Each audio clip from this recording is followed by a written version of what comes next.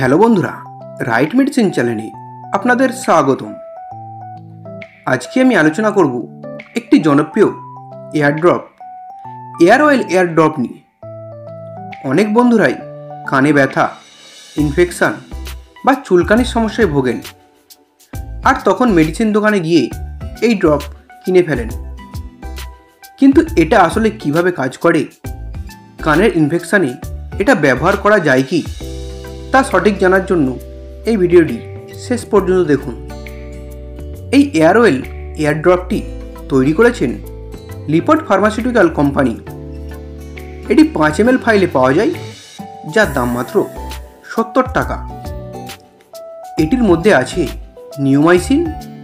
এটা এক ধরনের অ্যান্টিবায়োটিক যা ব্যাকটেরিয়া মেরে ফেলে। ক্লোট্রিমাজোল, এটি অ্যান্টিফাঙ্গাল বা ছত্রাকজনিত ইনফেকশন ছাড়াই।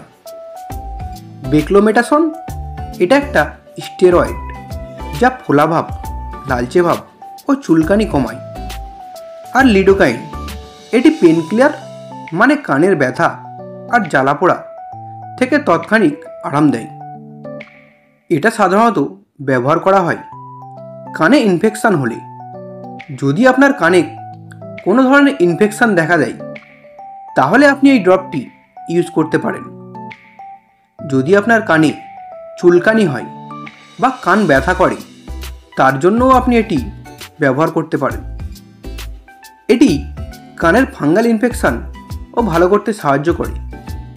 এছাড়াও যদি আপনার কানে ইনফ্লেমেশন বা অ্যালার্জিক সমস্যা থাকে, তার জন্যও আপনি এটি ইউজ করতে পারেন।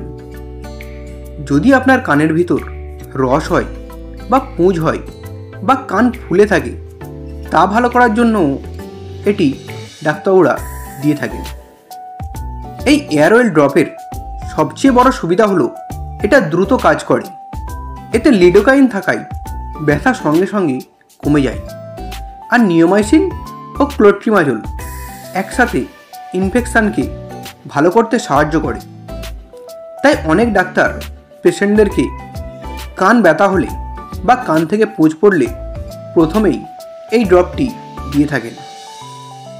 এটির ব্যবহারের নিয়ম আপনি আপনার ডাক্তারের সাথে আলোচনা করে জেনে ব্যবহার করবেন।